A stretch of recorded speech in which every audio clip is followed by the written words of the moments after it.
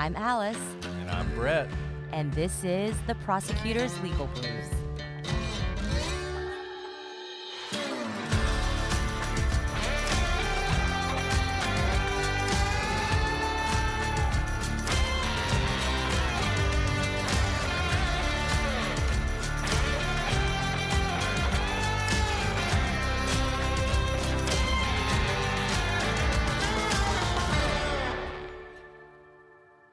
Welcome back to the Prosecutor's Legal Briefs. I'm your host, Alice, and I'm joined, as always, by my ballistic co-host, Brett. I'm so angry right now, Alice. No, that's not what this is about at all. This is another one of those awesome interviews, our favorite ones where we don't have to talk much because we have someone so much more impressive and intelligent to talk about crime gun intelligence than we are. Absolutely.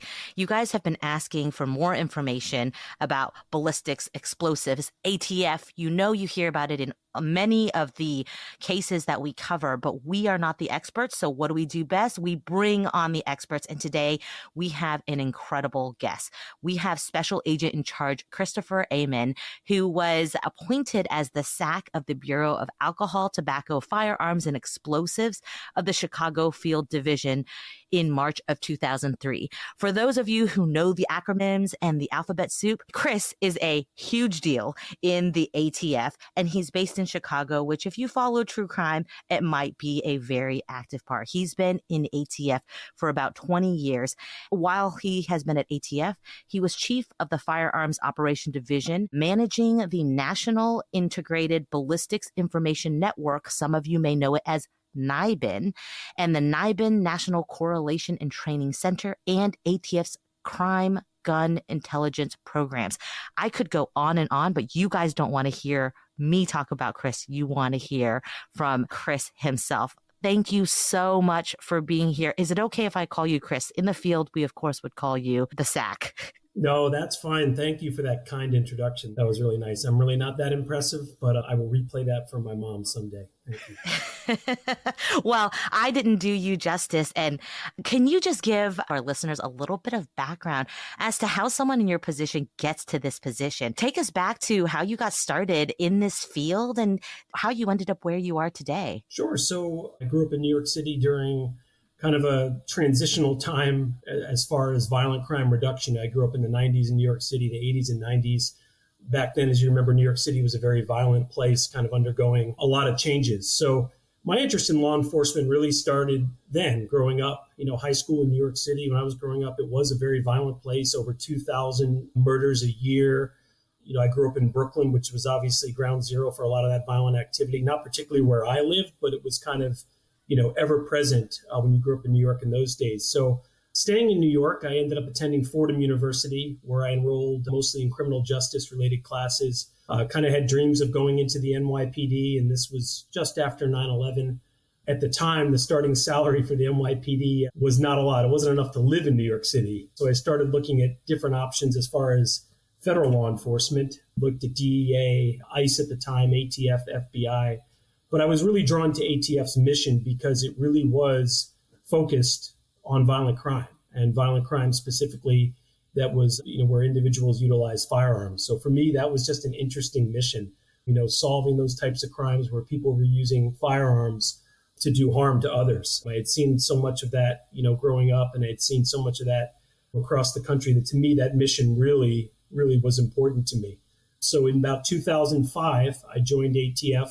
And I was immediately sent to the Denver Field Division. So at the time, our director was former Secret Service. So there was very much this idea. They didn't want to put you where you were from. So I looked at the sheet they give you and they say, where do you want to go? And I said, well, it's like that New Yorker map where it's New York and then everything else. So I said, okay, the Bronx, Brooklyn, New Jersey, maybe I would go to Philadelphia if I absolutely had to. And then I get the call and it says, how about Denver? So I took out the map. I looked, I said, okay, I'll go to Denver. But no, I started my career as a special agent in Denver in 2005, and it really was a great place to learn the job because there was a big urban and rural divide. So I got to work both sides. So urban inner city violence, firearms trafficking, and then got to go out and work investigations in rural areas, armed narcotics trafficking, and the types of places growing up as a city kid that I never thought I would find myself. There are worse places to end up than Denver. Did you take up skiing while you were out there, or did you avoid that? Well, if I had only known, being so New York centric, I said, oh, it's Denver. And, my buddies were joking about how I'd learned to ski. I said, I'll never learn to ski. I left 12 years later. I had two of the nicest sets of skis and boots. I had the mountain pass. So I had the pass that allowed you to go to all the mountains. So I completely turned into a Denver native. So you talked a little bit about the rural and city divide. And I think one thing that we run into a lot with our listeners is they don't understand, because it's hard to understand, the role that federal law enforcement plays in local law enforcement. So what role does ATF play in supporting local cops, state cops, police departments across the country?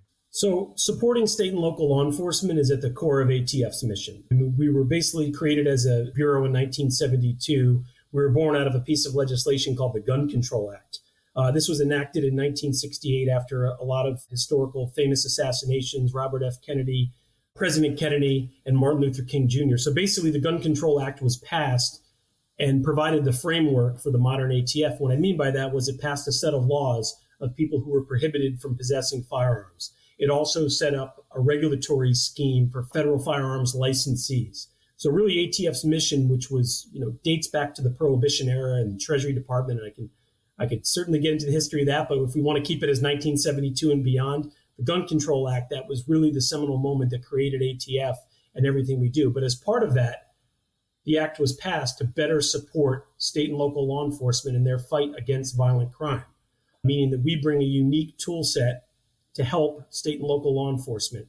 The idea that crime is transient. Crime goes across city borders, county borders, and obviously state borders. So having a federal agency that can come in and help conduct those types of investigations that are not just unique to one area, but that affect the entire area. So that's kind of the framework for a lot of federal law enforcement, but specifically ATF, and specifically with our firearms mission. And, we see a lot of cases, and we've talked about how a lot of violent crime in the cases we cover tend to be prosecuted locally because of the laws that are violated. How does ATF either get brought in, or do you invite yourself? Kind of where you can't obviously get involved in every single state and local type of cases.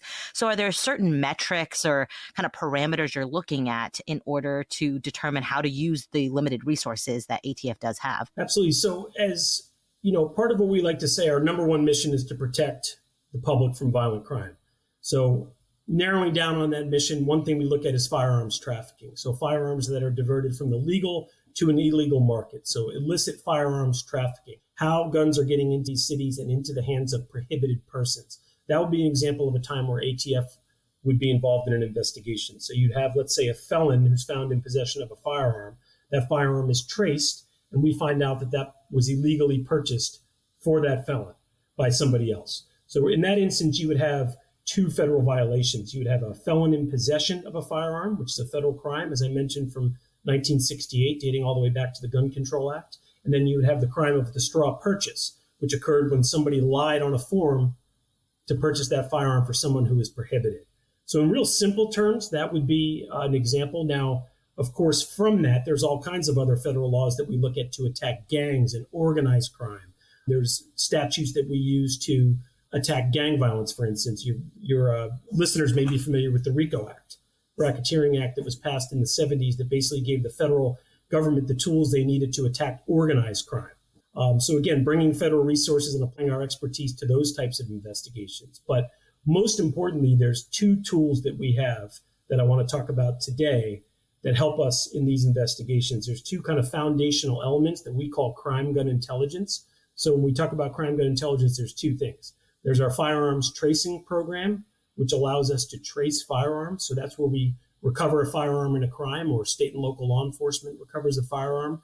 They're taking the information from that firearm, the make, model, manufacturer, serial number, and importer, putting that into a system called eTrace that ATF administers.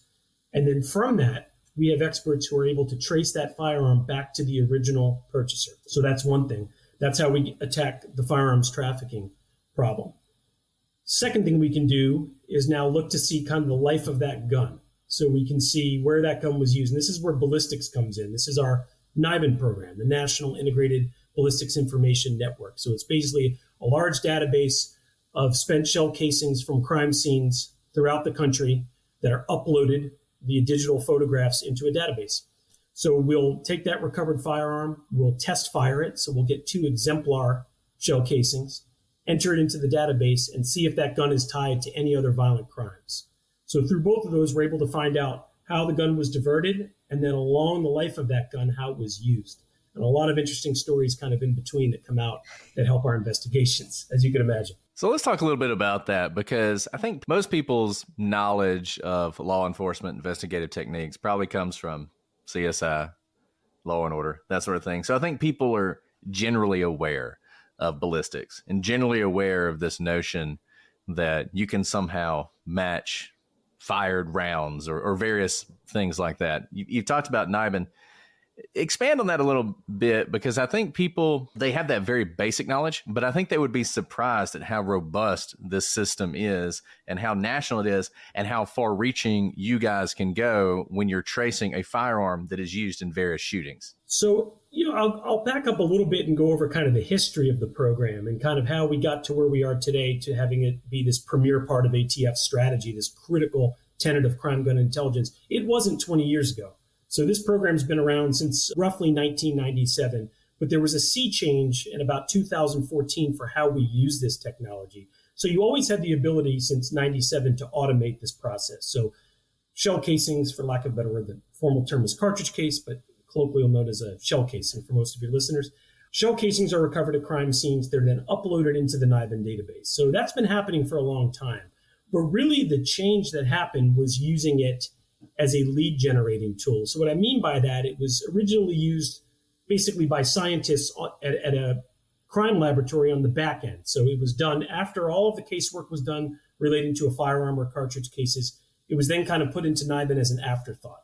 So NIBIN leads were often a year behind. So most agents' experiences, including mine when I was working cases, was that NIBIN was not really a valuable program.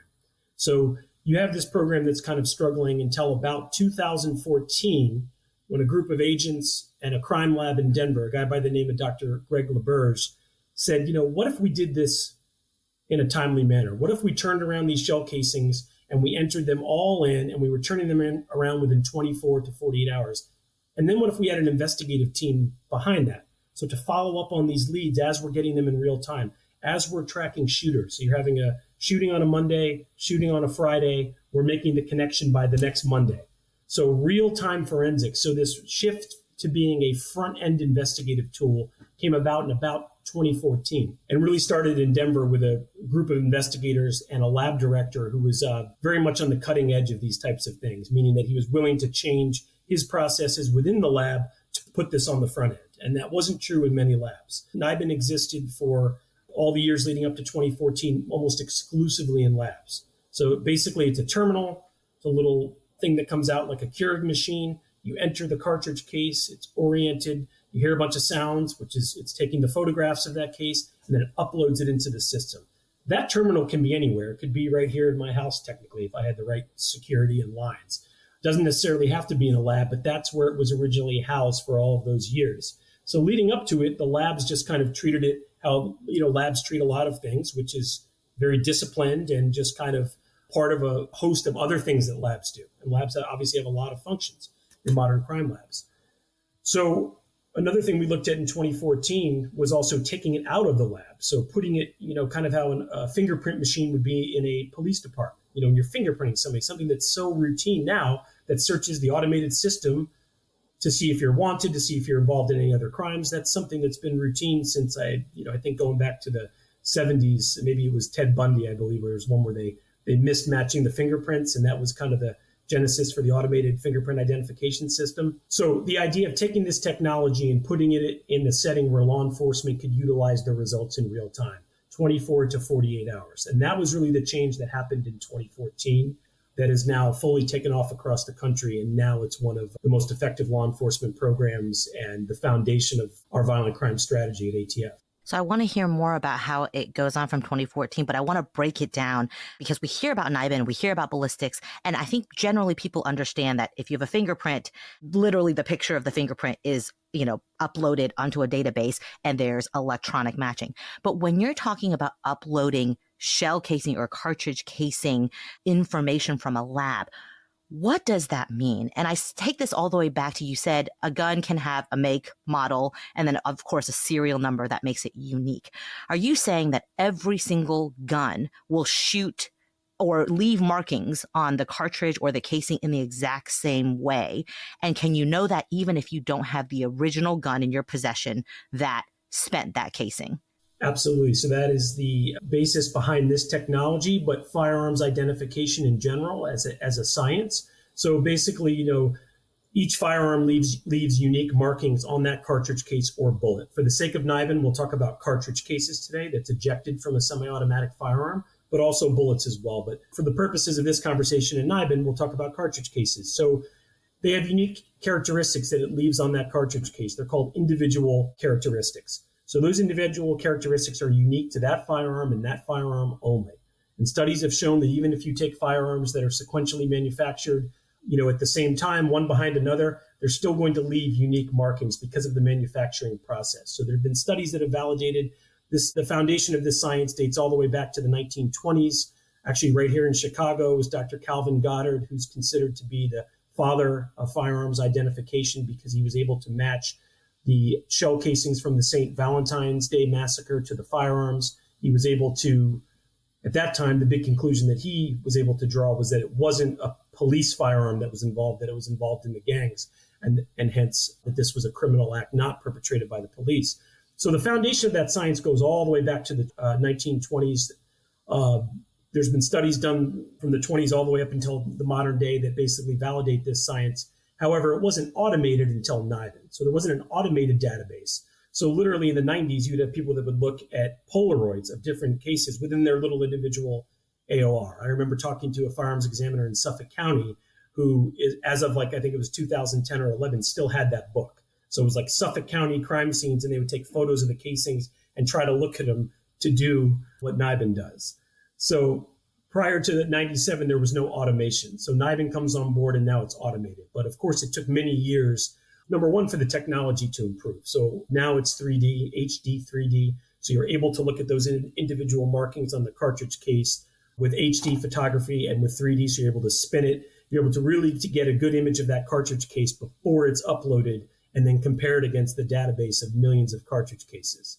And that work is actually done in Huntsville, Alabama. So that's done in an ATF facility in Huntsville, Alabama, where you have what we call correlation review specialists who basically sit there in NIBIN sites, which is that machine I told you about. And the site can be at a lab or it could be at a police department. In the case of Chicago, it's over at their laboratory in downtown Chicago. So those cartridge cases are uploaded into NIBIN. And then you have all these specialists in Huntsville who sit in a room, 200 approximately, I actually believe more now. And all they do is review those images against the database and then return those leads within 48 hours. So they're comparing images of cartridge cases all day. The algorithm will say, this is your top 20, this is your top 30. We believe number one is the highest based on these factors. They'll make the lead and then they'll return that lead in a package back to the investigator. But they're doing that in 48 hours or less. That's amazing. I don't think I even realized how high tech it's gotten. So basically, sort of the computer makes the first match, and then one of those people in Huntsville takes a look at it to sort of confirm that what the computer is seeing is legitimate. Is that what's happening?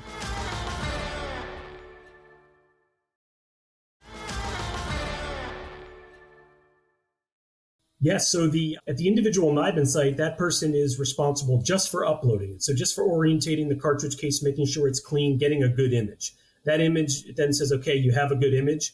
And then the folks in Huntsville are responsible for searching the database to make those leads. Now, when they make a lead, it's then peer reviewed. So one of their specialists has to peer review their work. And then we have firearms examiners. So the scientists who go through the training sitting in Huntsville who will then sign off on that lead. So when a detective or an ATF agent somewhere in the United States gets that lead back, it's been reviewed by 3 people, including a firearms examiner who is the true expert. Our correlation review specialists are also experts. They're experts at finding leads. But that firearms examiner is signing off on it and endorsing that lead to go back to the investigator so it can be used in their investigation. Now, when you go to trial, and this is a whole other thing that we can get into, but when you go to trial, you actually have to pull the evidence and have a firearms examiner, usually at your local site, review the evidence under a comparison microscope, and then make that determination that it's a match or make an identification so that it can be admitted at trial. So the leads that we produce in Huntsville are just to get that case going. They're high confidence correlations, we call them. We've done our own studies that show that they're 99.3% accurate, meaning that they're later confirmed by the examiner 99.3% of the time. Also, we're using an algorithm and technology to make the match. So while there is a human who has to go in there and look physically at them, our high-speed algorithm is telling us, based on this entire database and all of these different factors, we believe your match is actually present in number 1, 2, or 3. So we already knew when ATF approved you to come on this podcast that we would be superfluous. We wouldn't need to ask questions because you would be able to explain everything. No. I truly, no, we have no questions because you have such knowledge that I'm like, I don't know what follow-up questions to ask. But one of the things I really picked up on, and I think you've done a great job of explaining, is you keep emphasizing that these NIBIN matches are leads.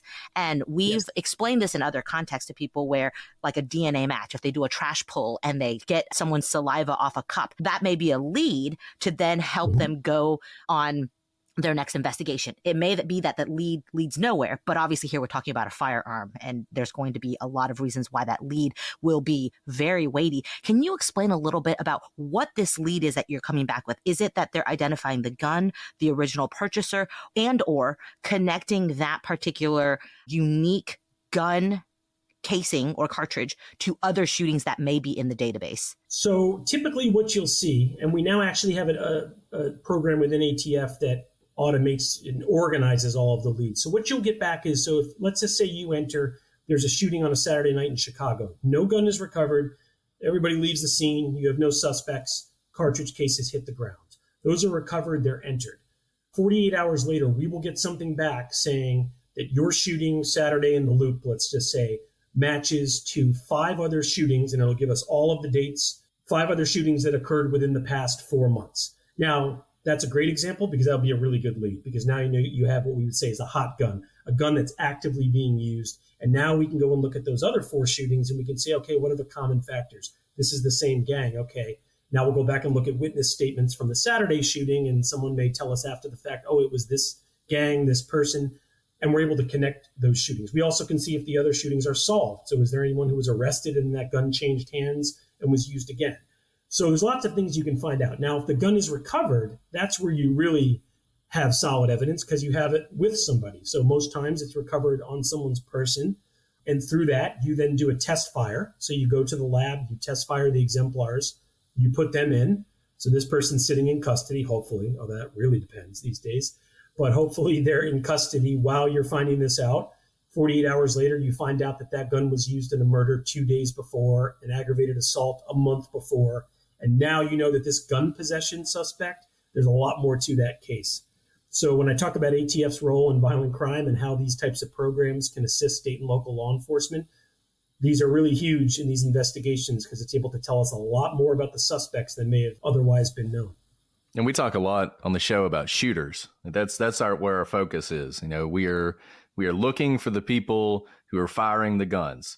Those are the people we want to get. And I want to break this down a little bit for our listeners as to how exactly this works. So for those of you out there, and you can correct me because you probably know more about firearms than I do, but for those of you out there who aren't that firearm familiar, so the bullet itself, it's in a casing, which you've mentioned. It has some gunpowder in that casing. And when the firing pin of a firearm strikes the back of the casing, it ignites the gunpowder. The bullet leaves the gun, goes wherever it's going to go. And then in a semi-automatic, the casing is ejected. So there are, I think, a few areas where you guys are able to get markings that can help you identify a weapon. So my understanding is when you put a bullet into a magazine, the magazine itself can leave identifiable markings on the round, that when that bullet is pulled into the gun, that action can leave identifiable markings on the gun. If for some reason the bullet is ejected before it's even fired, you just eject the round because for whatever reason you're racking the gun, the ejector can leave markings on the round. When you fire the gun, the pin from the gun striking the back can leave identifying markings. And then when the bullet is leaving the barrel, the rifling in the gun can leave identifying markings. Can you go through those and sort of tell me where I was wrong and tell me how that works? No, you got it. All of those do leave unique markings that you mentioned, but specifically for the purposes of NIBIN and what we're looking at, it's 3 regions of interest, and you nailed them. So the first being the firing pin impression. So in the start of that sequence, of the ignition sequence, as you mentioned, the firing pin impression, the breech face mark. So when that casing is slammed back against the breech face, that's another unique mark, and then the ejector mark. So those 3 are the unique markings that the system looks at against all of the other cartridge case exemplars in the system. So those 3 regions of interest, as they're called, is what NIBIN looks at. And each one of them are automated and they give scores. So you may have one that scores high in firing pin, but not as much in ejector mark. So that's what those folks in Huntsville are looking at. But a lot of that is automated and it's done by the NIBIN system. So again, taking a little bit of that human element out of it.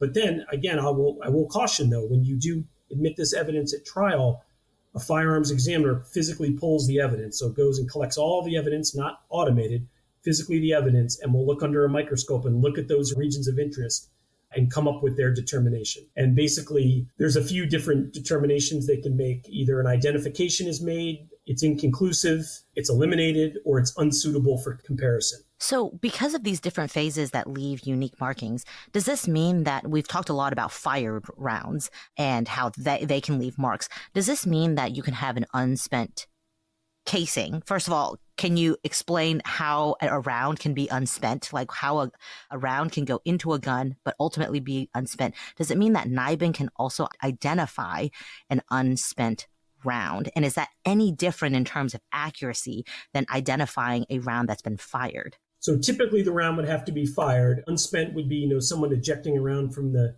chamber. Often what you will find live rounds on the ground during shooting scenes because you'll have someone who thinks they have to put a round in the chamber, but there already is one there, so you have a live round. A firearms examiner could look at that to look specifically against that firearm if it's recovered, but typically NIBIN looks at fired cartridge cases. FCCs, as we call them, is the terminology that's used. So when I talk about the automation, it's on fired cartridge cases. But if there was one that was ejected that wasn't fired, an examiner could look at that and try to make a match. But typically for NIBIN, you wouldn't enter a round.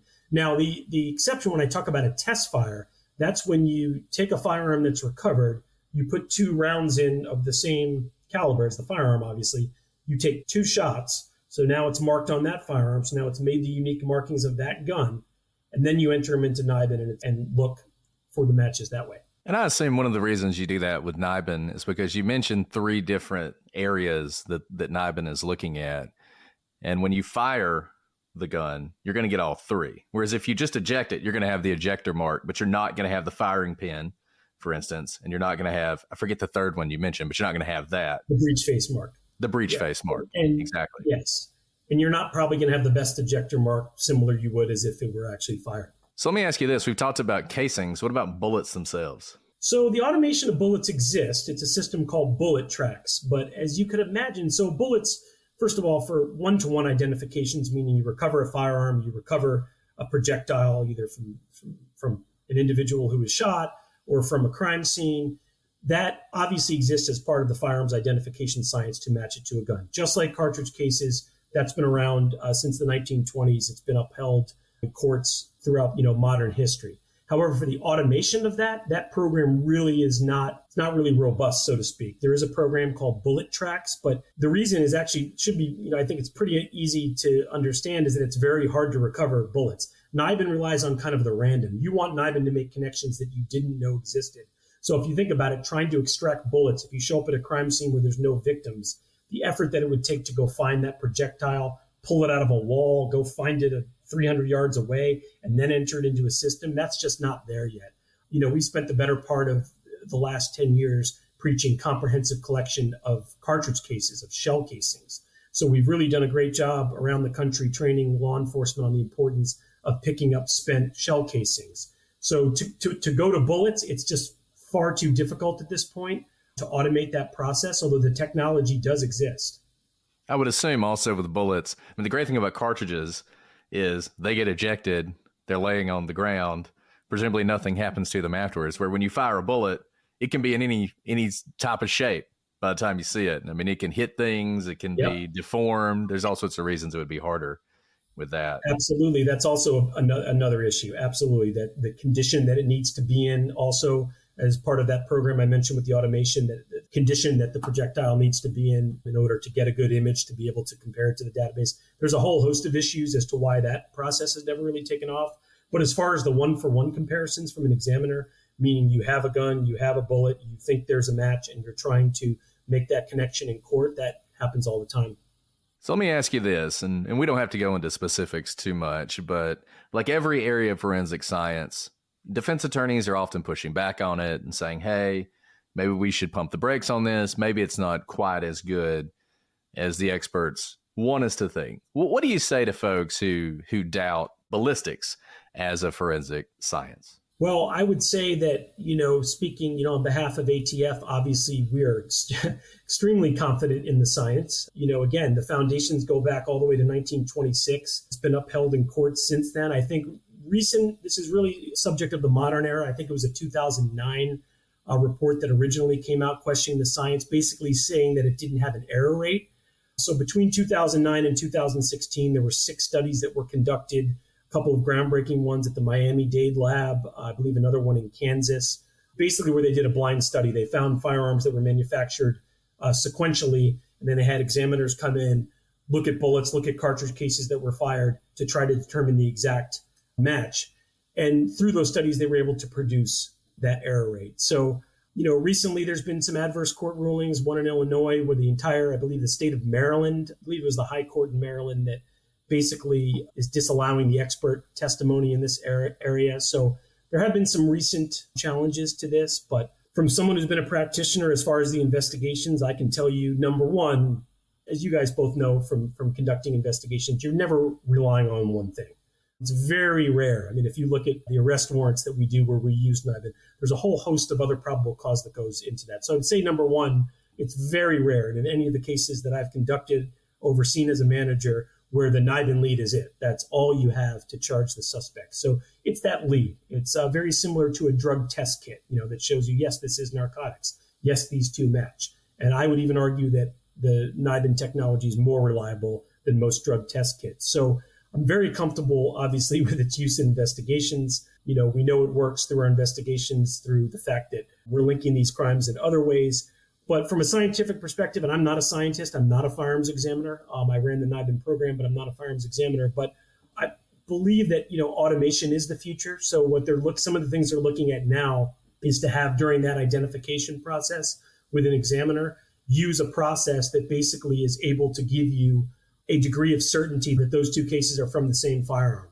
So there's automated processes they're working through. I think NIST did a study on this. So this is coming. I think there'll be some advances in this that overcome that human eye looking under a microscope that we've relied on for so many years. There'll be automation coming here in the very near future that will help defeat a lot of those arguments that the science isn't valid. And we know that this has been, a science that's been around for a long time. But to give people an idea of just how often NIBIN is used, do you have any sort of metrics on volume? Are we talking about, could anyone submit to NIBIN, any state and local officer? Does it have to reach some sort of metric? Because you guys are returning these leads within 48 hours. That seems like a very high turnover rate. What are we talking about in terms of volume for what NIBIN is looking at in terms of helping generate these leads? So just pulled the numbers today. It's kind of funny you say it's the end of the fiscal year. You remember the government at the end of the fiscal year, we all have to look at our numbers and statistics for the year. So across the Chicago Field Division, in which our AOR is 4 judicial districts, so Central Illinois, Northern Illinois, Eastern Wisconsin, and Northern Indiana, ATF and mostly our state and local partners acquired 31,000 cartridge cases this fiscal year. Wow. Resulting in, I believe the number was 11,000 NIBIN leads. Now, the large majority of those come from Chicago and Milwaukee, as you could imagine. Sure. So the second question was about the standard. So we're doing this 48-hour turnaround down in Huntsville. How do we ensure that the state and local agencies are, number one, collecting everything so that we're having that good database to be able to match crimes? Because if somebody shoots at a stop sign one day and commits a murder the next day, you want to be able to connect those. You don't want the stop sign shooting sitting in a backlog or not being entered at all because it doesn't seem important.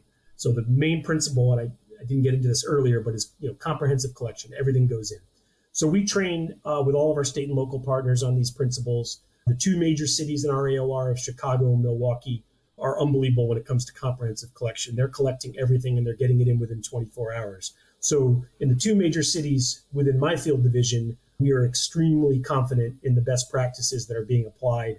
In fact, Chicago was recently, by our auditing group, ATF has a group that comes in and audits NIBIN sites for what we call our minimum required operating standards. So basically ensuring timeliness, proper procedures are being followed at your NIBIN site. So Chicago was recently awarded the gold standard for that, meaning that they follow all of the procedures as prescribed by ATF in our manual. So we're getting a ton of intelligence from this program in Chicago. When I was the ASAC in Washington, D.C., it was the same. That was another really good NIBIN site there. And we were making thousands of connections each year.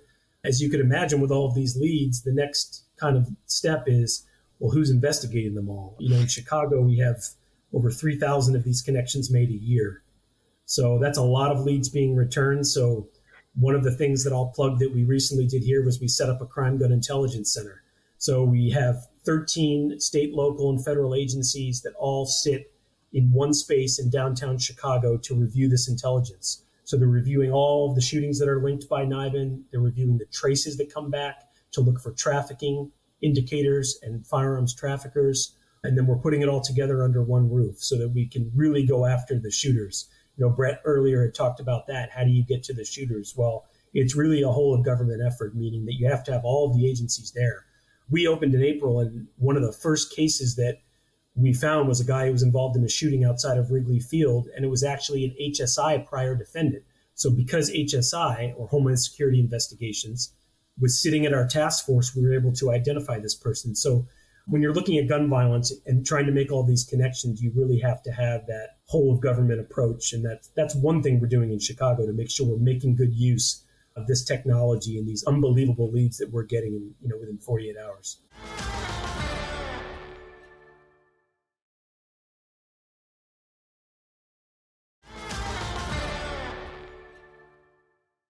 From the prosecutor perspective, like if you handed me 3,000 leads, I mean, that is just an overwhelming workload, incredible knowledge, but also to put into perspective for people that, this automation and the database is allowing us to generate these leads, but you still need bodies to actually investigate.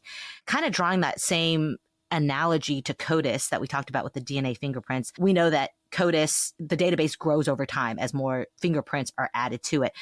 Is that how NIBIN works as well, as more casings are collected across the nation? And you're talking about just in your, region, there could be 31,000 maybe uploaded. They may not all be unique, but in that one area. Is that how NIBIN works as well? Or is there a, additional way to add these unique markings to the database? So absolutely. You just continue to add to the database. I think one of the oldest leads I've seen was a 2023 gun that linked back to a firearm from 2015.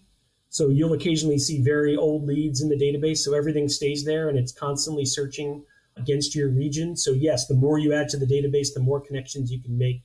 It's not really, I would say, you don't often see that many that are kind of, as part of like a cold case type of tool, but you do see occasionally leads with a 6-year spread. It really is most effective though, when you talk about going after shooters and trying to look at gang conflicts and patterns in real time, you will really see the tight timeframes between these shootings. So if you have that comprehensive program and you're putting everything in, I mentioned the stop sign shooting earlier, individuals who use a field to test out their gun. There was one location we once identified that kept seeing, cartridge case recoveries, but no one was ever arrested. It was an empty field where these gang members would go to test their firearms, but then it was linking to all of these other crimes where that gang was associated.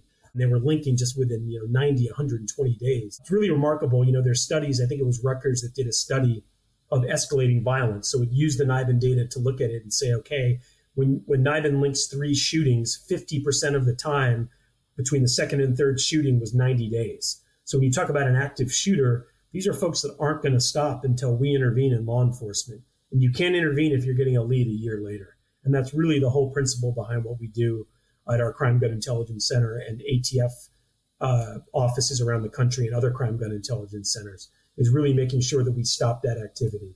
I will say it's very difficult just because of a lot of the challenges you face in law enforcement today, but it's something that we put a lot of resources to because it's really worthy. And then also, too, when number one, you have to address those people that are caught with the firearms. You have to make sure that That's not undiscovered. That's step one. You probably remember your traditional PSN programs.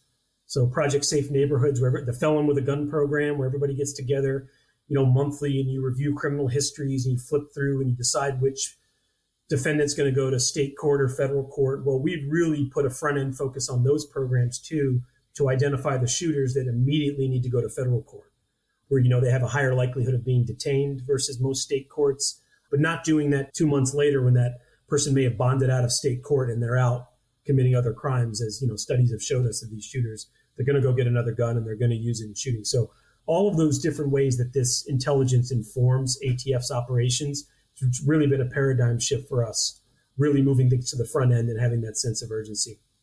Yeah, in counterterrorism, we talk about left of boom. You want to stop the bomber before the explosion.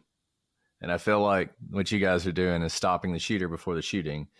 And it's so important. And I could talk about crime gun intelligence all night, but I do want to give you an opportunity to sort of educate our listeners on a new problem that people don't know it's in their cities and towns, but it absolutely is. It's a common misconception that machine guns are illegal in the United States. They're actually not illegal, but they're really, really hard to get, at least legally.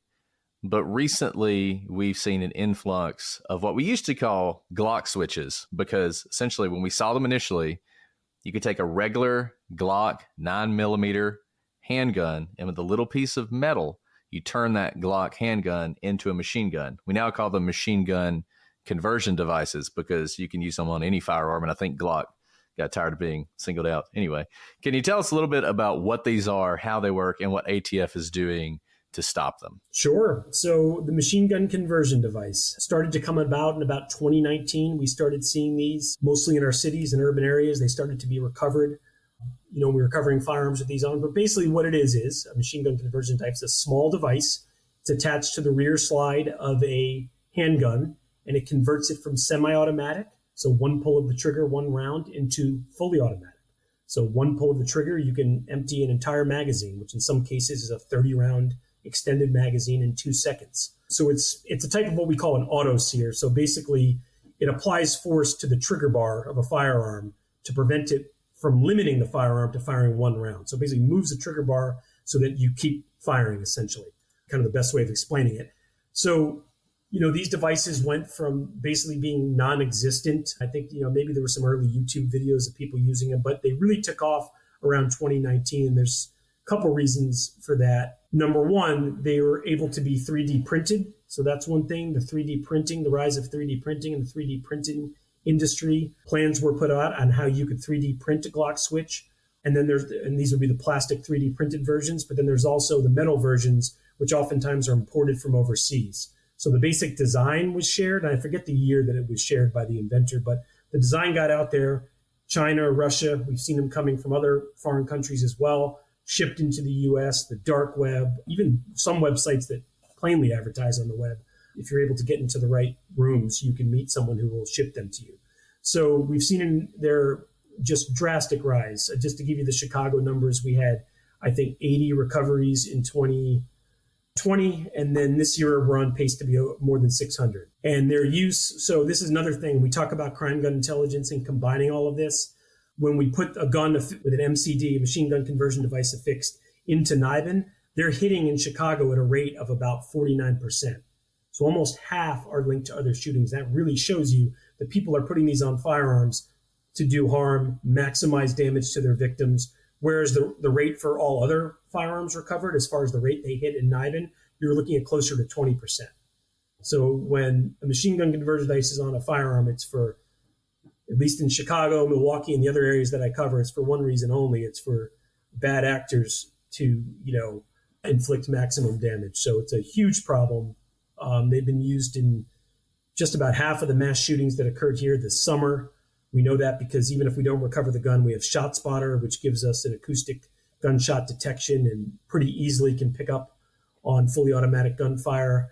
They were used by a perpetrator who murdered a Chicago police officer about a year ago. 2 Chicago police officers were murdered, and an MCD was suspected in both cases, even though in one of the cases the firearm was never recovered.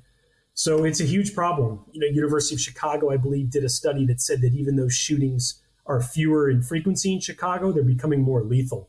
There's two things they attribute to that. One is the rise of MCDs and then high-capacity magazines. So combining a high-capacity magazine, a 30-round magazine, a 50-round drum magazine, and the ability just to one quick pull of the trigger, 30 rounds downrange, and you could only imagine the carnage, especially if you're just indiscriminately aiming at a street corner like we have all the time here in Chicago, unfortunately. And that's one of the problems. I mean, it's hard to hit anything on fully automatic with an actual machine gun. You put it on one of these guns, half the time the only thing these people hit when they fire them are the innocent bystanders. Is you're firing that many bullets and you can't really aim it. And they go, the bullet travels a long way when you fire it. And so they really are terrifying. I know it's a focus of ATF, and hopefully that focus, I mean, I'll say this, I'm sometimes critical of some of the three-letter agencies on our podcast. Love the ATF. I guess you guys are kind of a four-letter agency now because we've added explosives to the end. Right. Nobody ever calls it the ATFE. I was going to say, when I read your title, I was like, oh no, have I been calling it incorrectly? Is it ATFE? I only think if they want to rib you, they'll call you BATFE. I've heard that before. Oh, that's good. Mm-hmm. Those statistics are horrific with the 49% hit. And I'm curious just because you have seen so much. I mean, you are at the forefront of all of this kind of on like a positive note.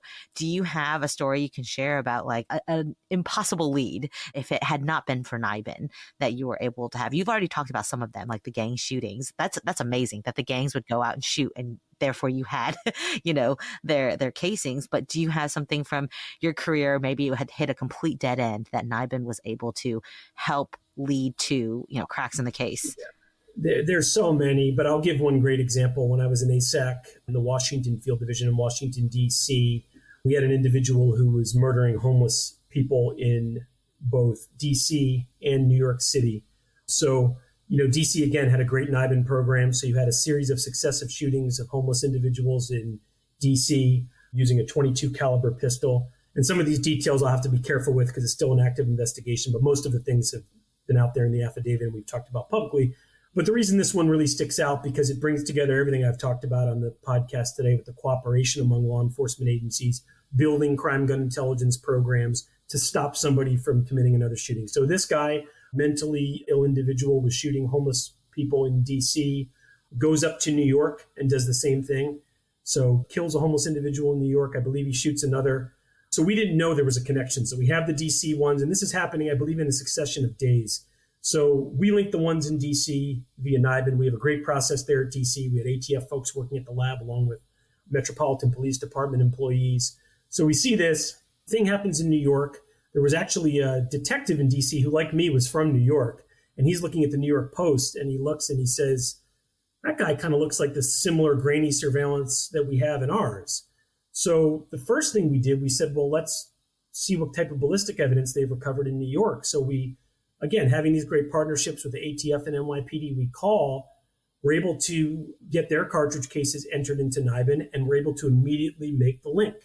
So, this is one where you could say, well, it would have happened eventually. You could have done this in the past. You could have just shipped all the evidence and looked at it under a scope and said these two were connected. But the automation and being able to do it quickly led to us arresting this individual before he could reoffend. And what I mean by that, so basically, we make that connection, which allowed us to go live. That was the definitive link to say the New York and the DC shootings are connected.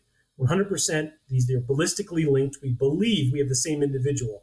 So we go public, and then what happens when you go public? The tips start flying in. So we get some great tips. Of course, we canvass on the DC shooting. We do an additional canvass.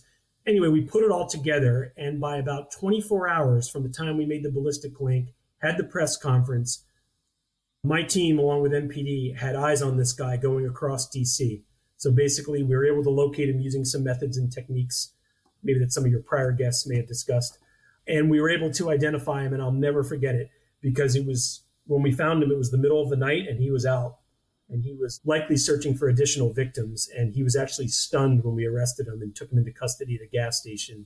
And I always say that was the greatest example because it was that ballistic link that allowed kind of the series of events that had him in custody within 24 hours.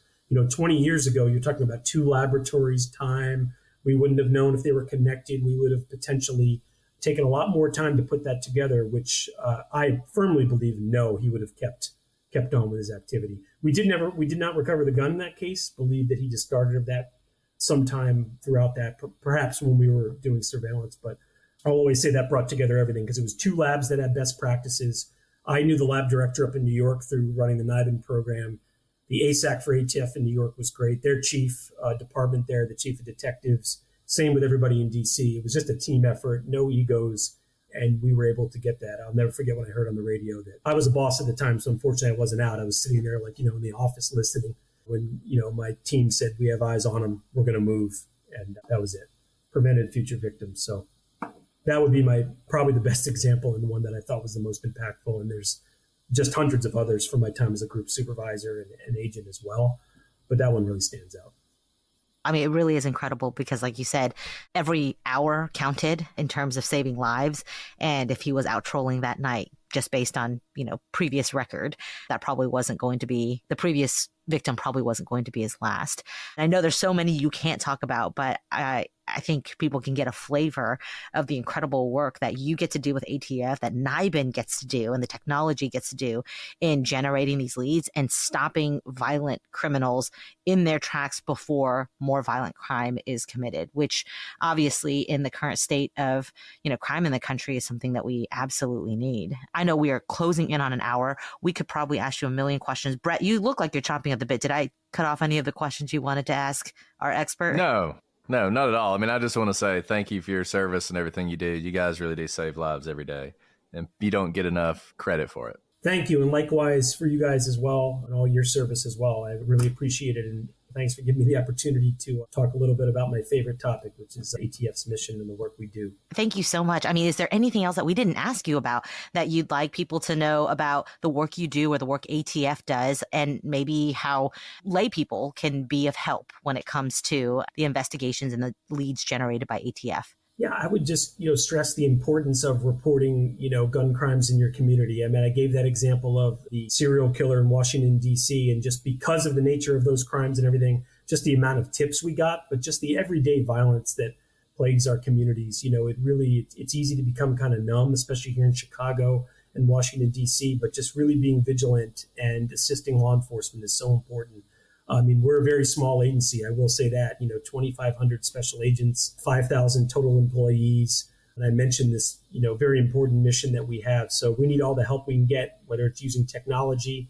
Our partnerships are really our force multiplier. We couldn't exist without our state and local partnerships and the great police departments that we work with, state, local. Chicago Police, where I am here, is just a fantastic partner, one of the best police departments I've worked with. DC Metro 2, Denver Police Department.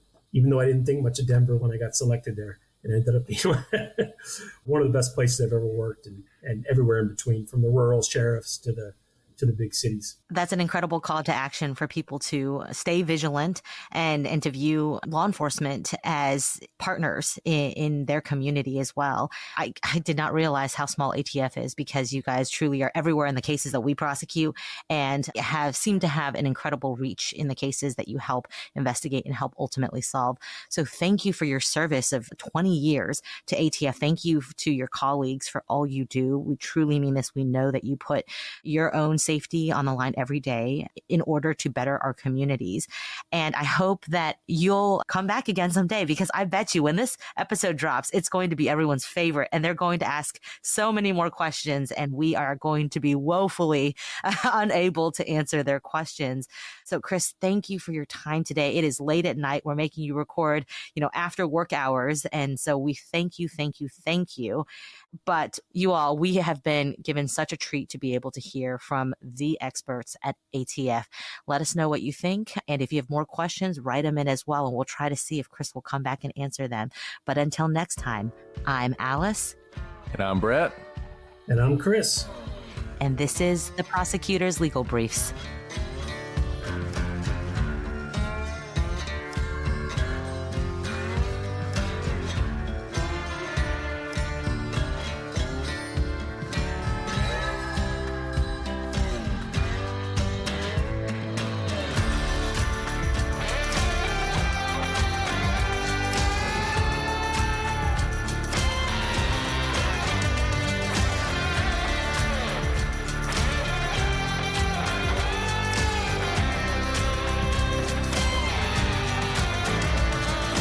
I'm talking about.